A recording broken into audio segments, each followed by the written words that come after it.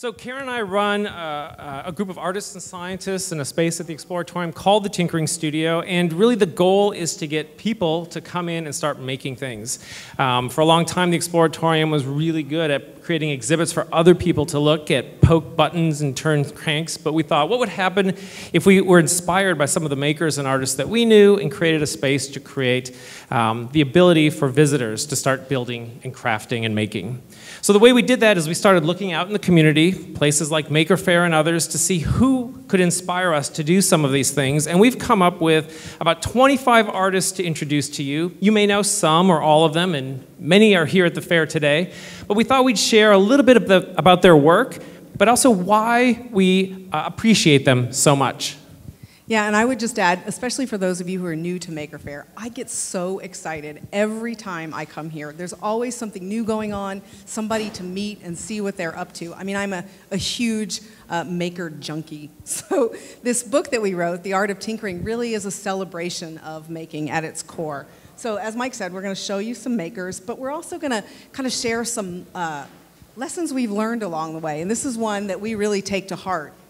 A lot of my favorite things that people make have to do with this merging of art, science, and technology, kind of where those blurred boundaries happen, exciting things happen. So a good example of that is this person. She's a research scientist at the Media Lab at MIT. Her name is Ji Chi.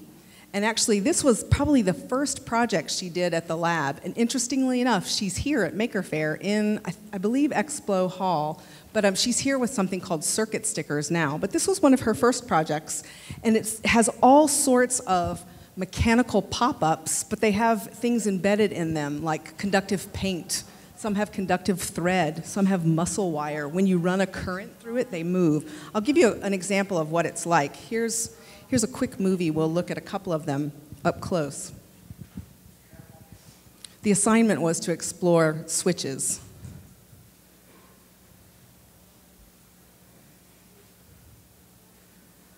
So as you're pulling those levers, LED lights come on, different movements happen.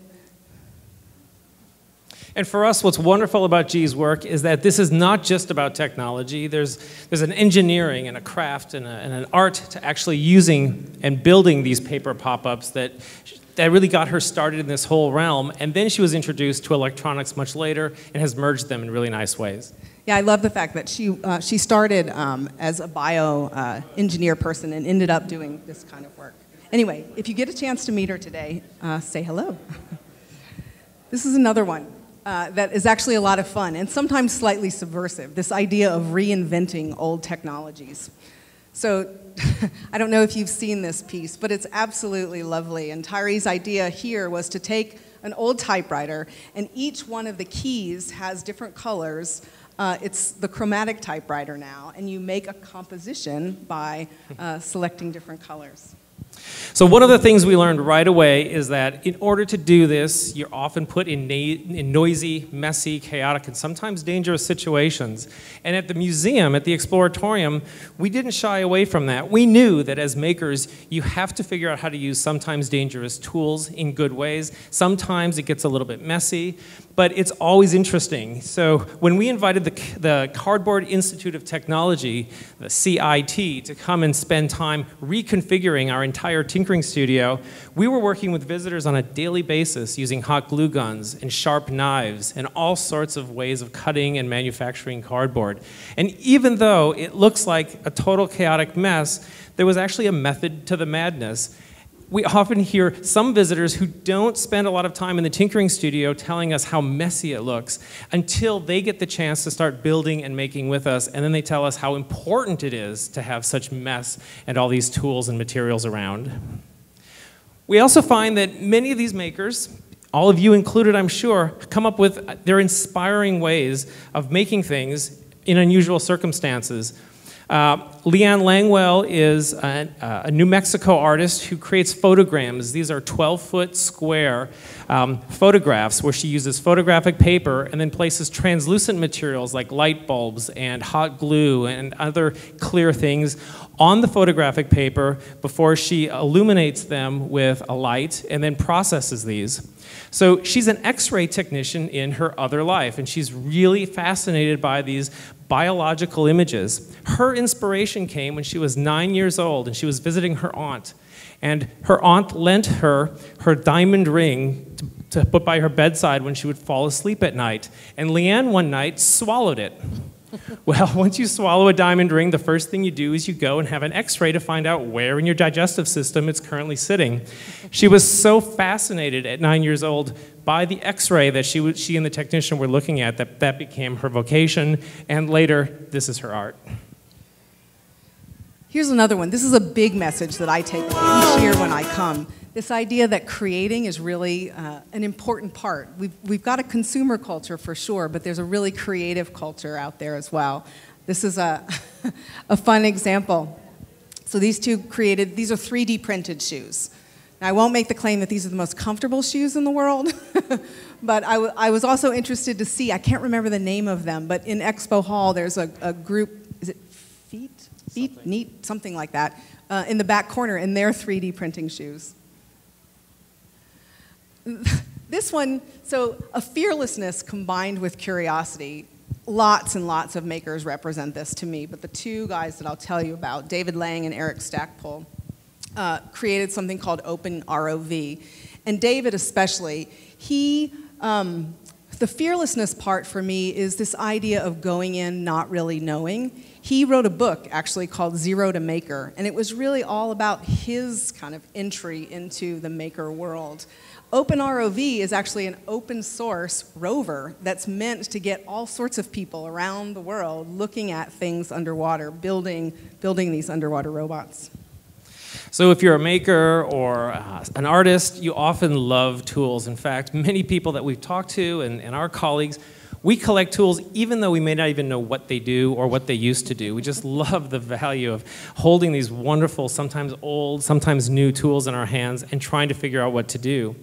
One artist we met in Fargo, North Dakota, Al creates gates and toolboxes out of tools himself. He's a welder. He usually does pretty mundane things by creating cattle protection and cattle guards up in the prairie. And in his spare time, he'll start to create little toolboxes and other artifacts and objects out of the tools that he just can't bear to let go. This is an artifact. I absolutely love it. It's functional. Okay, so the DIY movement, we keep hearing about it, and Make is all about it, and I think it's important to consider that working on your own and trying to collect your tools, your tool bench, the materials, and the projects that you're working on is really important.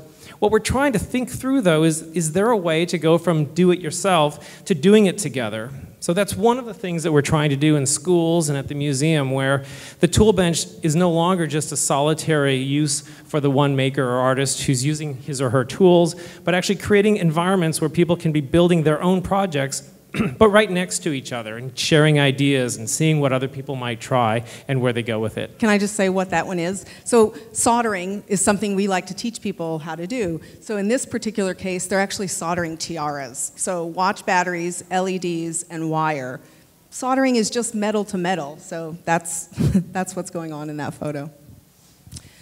So in educational spheres, we get this question all the time. Looks really fun, but what are they learning? And actually, it puts me on the defensive kind of right away. But it also makes me want to turn that question around. So it looks like they're learning, but are they having fun? To us, that element of fun is really important. But also looking at learning, to really, really look at learning. I love this piece. This is a machine that's trying to tie its shoes. And I mean, it's intended kind of tongue-in-cheek in that statement that we were talking about before. This looks like fun, but what are they learning? But think about it for a second. Just take a cognitive pause. What was involved when you learned how to tie your shoes? And then think about what was involved in making this machine. Try to do the same thing. I would argue a lot of learning, a lot of serious learning. Tinkering to us is a really serious endeavor. It's a life skill. It's an attitude. This one. So taking yourself seriously without taking yourself too seriously. So I said it's a serious endeavor, but we really do want you to enjoy the process. This piece is Ben Cowden's piece. It's called Eating My Cake and Having It Too. It's been exhibited at Maker Faire before. He's actually got a piece in Expo Hall. Here, I'm going to move it forward just a little. Oops. Uh-oh. Sorry. No, I'm not. I thought I...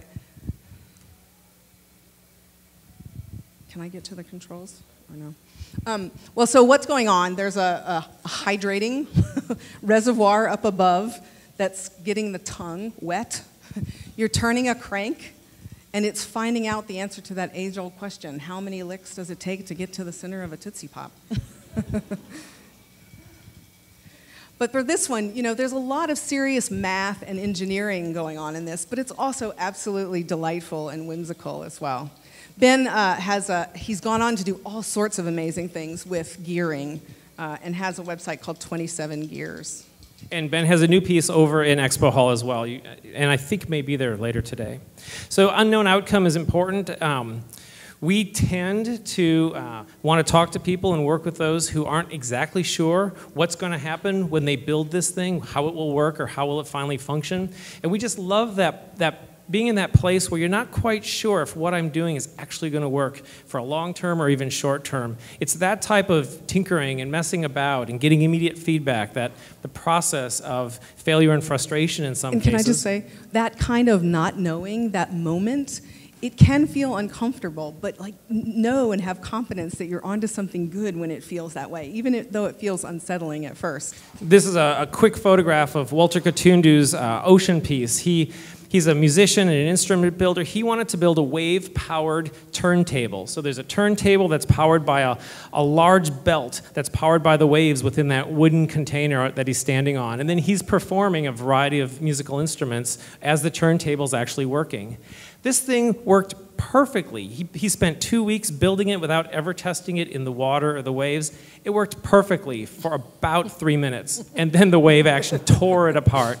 But he said it was exactly what he wanted to find out. Walter's a genius. He's a MacArthur Award winner, and at one point he was being interviewed, and they asked him sort of what school did he go to learn all of this, and what's his graduate level? And he says, I really have a degree in trying and seeing what happens, and that's just something that we like to carry with us whenever we go. Taking a different perspective, I think one of the fascinating things about the surge in drone interest right now is that it gets us to a different place. It lets us look at things in a different way. And Chris Benton has been at Maker Faire every year that I've been here, and he's taking photographs with kites and long poles. And Chris is just wonderful because not only does he want to know what does our world look like from just 50 or 60 or 80 feet above us, but he's now thinking about how to create compositions so that crowds of people or the salt ponds down in the South Bay of San Francisco actually take on sort of these beautiful designs that has forced him to start sharing his work as an artist, not just as a tinkerer. You know, he often uses a kite camera that was invented in the late 1700s using a Picovet leveling system, one of the first systems that was ever used when they started using kites for photography. What I love about this, I'll give you a pitch for his book too. It's called Saltscapes, but have you flown into SFO and seen that bizarre color that's down there in the salt flats? So Chris has taken all of these photos. This is usually much more vivid, bright yellows and reds and oranges. They're really, really beautiful, and that's way up in the air. It looks kind of, to me, it looks like something you might see under a microscope, but it's not that at all. Here's another one that I think makers do really, really well, this idea of revisiting ideas and iterating on them. The example that I have to tell you about in this case is from Emily Stone King. She calls this anatomy, you know, anatomy, but knit, anatomy. And the technique came about by, she was a knitter and realized as she was trying to make socks that there was this potential in the heel and the toe of a sock to create three-dimensional forms. So then, take that step a little bit further and her kind of interest in biology, and then she knits one of these dissected animals and puts it in a dissecting tray, puts it up on the web on Etsy, and people go crazy for it. So now She's not only done frogs, earthworms, bats, aliens, rats, all sorts of things, but she makes kits that other people can do these things with. We sell them at the museum, but my favorite kind of thing to mention about her is she sells in Paxton Gate now. I don't know if any of you know that store, but it's one of my favorite stores in San Francisco. Anyway, I love that she's in Vermont, developed this technique, has done all of these revisions and revisiting of this idea. This is one, I think makers have it, but I also just appreciate the handmade. And there's a real resurgence, I think, in the maker movement. This lovely piece of jewelry is, when he was creating this, I'm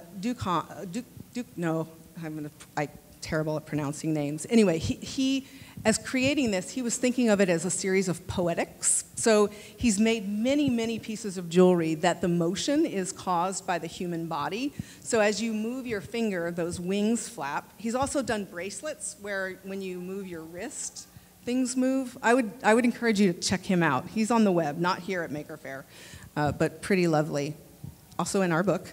So the great thing about Maker Faire, of course, is that it is a community of those of us who can't help making, building, and then sharing what we're doing with others. And so Jonathan, I don't know if you've ever seen this YouTube video, he creates these wonderful sculptures out of plastic bags, leaves them on the streets over the subway gratings in New York City and other large cities. And what's interesting is that even though it's a beautifully sculpted little bear or giraffe or whatever the animals might be, it really doesn't come to life until the wind from the subway fills the creation and really doesn't have any impact until the passerby interacts with it in some interesting way. So what might just appear like the garbage and the refuse on the sidewalk comes to life as the subway cars pass underneath, push the air out of the subway system through these grates, and then actually fill this character with air. This is called Air Bear. Now that's the kind of graffiti I could see wanting to have more of all around the city. And I would encourage you to Google him. So it's Joshua Allen Harris, and he makes all sorts of really fanciful things out of the black garbage bags, the clear stuff, white stuff. They're just really, really funny. And watching people interact with them is just as funny as the things themselves. And then the subway passes by, and it'll slowly just start to die and go back down.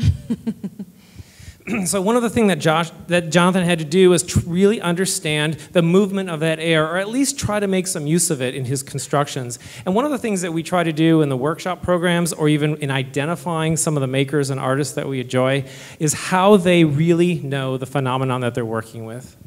So Theo Jansen is, of course, pretty famous for these strand beasts, these land-walking characters. Why don't you start the video? He brought one to the Exploratorium just last week, and it's made completely out of PVC, Tyvek, and plastic bottles. And so what's interesting is when I met him 2 days ago, I was telling him how wonderful I thought his work was and how impressed I was about how much he knew about wind. And he said, I know so much. He said, I may know a lot about wind, but there's so much more I don't know about wind, and that's why I keep working with this. And to me, interacting with a complex phenomenon like the wind and the air currents is really important for him. He also talked about how he has 10 times the number of strand beasts in his yard that don't work. They're broken, they were failures, they were pieces that actually taught him enough to move on to the next version. And he's more proud of all of those pieces that he's learned to fail with than he is by some of these pieces that actually work. He keeps them all. He refers to them as the boneyard. So everything that hasn't worked is just as important to him as the things that have worked. This is a nice one too. So a problem to play with. So there's a lot of attention given to problem solving. But I'd ask you to consider problem posing as a really important thing to do, but also approaching a problem instead of solving it necessarily. What about just playing with it, looking at it from as many different perspectives as you possibly can? Ranjit Bhatnagar is a perfect example of that in my mind. This is something he does annually. He calls it Instrument a Day. So he challenges himself to make a musical instrument, a homemade musical instrument, one a day for a month. In the month of February. In the month of February, yeah. Give yourself a little chance. It's cold in New York. So sense of humor is sort of going, we find sense of humor in a lot of these examples today, and in fact in many of the projects that inspire us to design activities or think about exhibits at the Exploratorium. There are no two people who have more of a sense of humor, I think, than evil mad scientists, Wendell and Lenore. And for me, the sense of humor really came to life when I asked them about it. I asked them, what role does humor play in all the things that you build? Now, Wendell and Lenore have built things like BristleBots, and they worked with Bruce Shapiro to create EggBots, and Super Awesome Sylvia to create the watercolor bot. And they said they don't pursue any activity or any product in terms of trying to work it out unless it really makes them smile. So this is one way that they thought about getting people interested in thinking about circuits, and that's by creating circuits using food.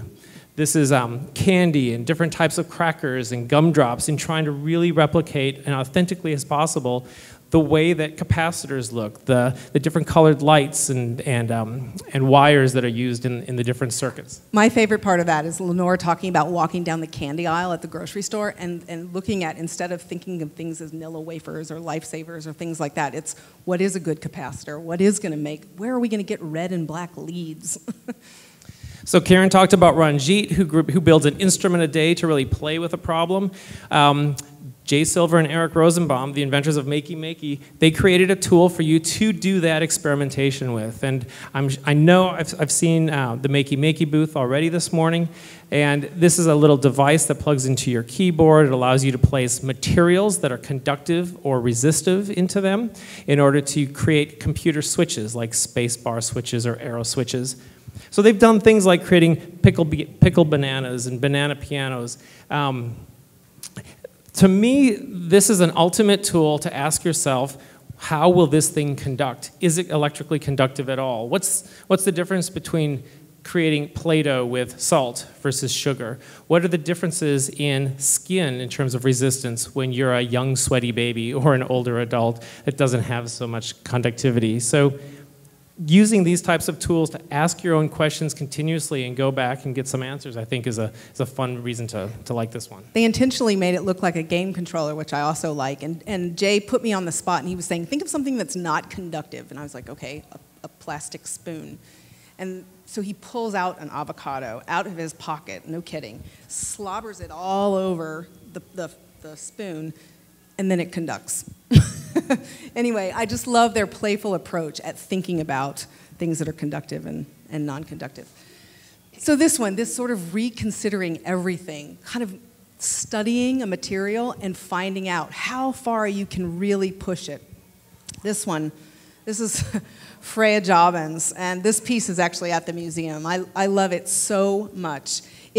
For me, it's nostalgic because I played with Barbies as a kid, but I also just love the fact that it kind of creeps people out. Some people think it's kind of creepy, but Medusa, she's really pushing this idea of what these parts will allow her to do. And my niece loves to point out that she has a butt for a chin. This combination of familiar and unfamiliar is something also that's we really care about a lot. I don't know if any of you have been to the museum lately and seen this, but this is a piece by Scott Weaver, and I love telling this story. He's actually the produce manager at a grocery store near my home. I saw him walking across the parking lot one day with a toothpick hat on his head. And now granted, we wrote this book, and I have a pretty sharp radar now for tinkerers and makers, so I am looking for them all the time. But that one sort of just kind of hit me right over the head. Literally, he was wearing this hat. So I started talking to him. Come to find out, he has a 9-foot by 9-foot sculpture made entirely out of toothpicks and Elmer's glue in his living room. For the past 35 years, with 4 Great Danes and 2 adult children. Yeah, so he's been building it that long. He started doing it when it was 14 years old. But not only does it have things that represent San Francisco, he calls it rolling through the bay, but there are 7 different tours, quote unquote, that you can take through the city by placing a ping pong ball in there. So it'll take you through down Lombard, and it twists around through Chinatown, over the Golden Gate Bridge. He is just absolutely delightful. And now, having his piece at the museum, he's able to share it with people all the time. So next time you're there, hopefully you'll be lucky enough to be there on a day when Scott's there. He really brings it to life. Just a couple more. one of the things that we often find at Maker Faire and any of the makers or artists that we get to work with is, again, asking them not only what their expertise is, but also getting involved and talking to them about what it is that they're wanting to know next. This role that shifts from an expert to a novice, to an expert to a novice, as you're going through and sort of learning about the things that you're working with, is a really important lesson for us as educators, I think. Instead of trying to figure out how we can get kids or other adults to go from novice to become the experts, how can we actually go back and forth between that role? The example we like to use is talking about Leah Beakley, who created the LilyPad Arduino. She was really one of the first people to create the sewn circuitry sort of genre that's happening. Well, she came to a residency at the Exploratorium with us when she was really at the height of trying to figure out how to sew conductive threads and other computation into fabrics and clothing. And working small. Working small scale in those ways.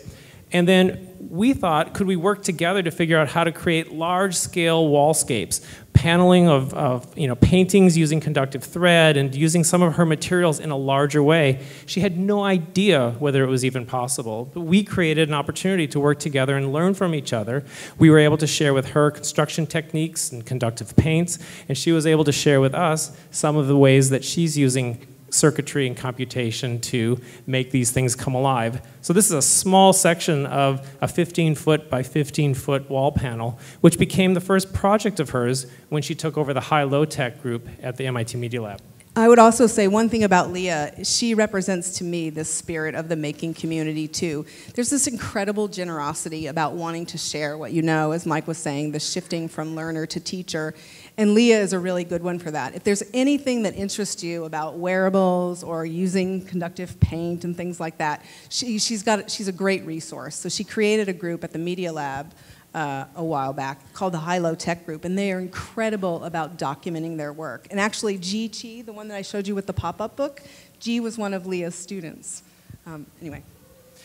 So then finally, we really enjoy our work. We get to talk to and be introduced to makers and of all types. We do a lot of workshops and a lot of programs around the world, and every time we're invited, we ask ourselves, is it going to work here? We're going to Moscow next week. Last year we were in Saudi Arabia. 2 years before that, we worked with the Dalai Lama's monks in India. And not only did we sort of worry whether or not this making idea would actually work with this 3-week, 30 geshe workshop. But the first thing they told us was that, welcome to India. We know that you learn by doing, but we learn by not doing. And so we spent 3 weeks actually unpacking that statement and really, once again, realizing that it doesn't matter where you're from, what your background is, or what your history and experience level is. It's a fundamentally human endeavor that so far has worked in profound ways everywhere we've had a chance to go, meet people, and share this. Failure is so essential. It is an absolutely natural part of the process. And I think often people internalize something. It's a risk to do something that you don't know how to do, whether you're a kid or an adult. And the thing that I try to discourage is people thinking like if they can't figure it out, something's wrong with them. That's not it at all. It's try, keep trying, and persist through that failure. There's often huge payoff on the other side. And whether it's you're tweaking things with your hands and doing it, or even just talking to someone else about what's not working, often you come up with the answer to your problem in the first place. And I agree, we need a different term, because failure is just seen so quickly as a negative. So it's interesting, it's provocative to pronounce failure some important aspect of this kind of work, but I think we need to evolve beyond the use of that word.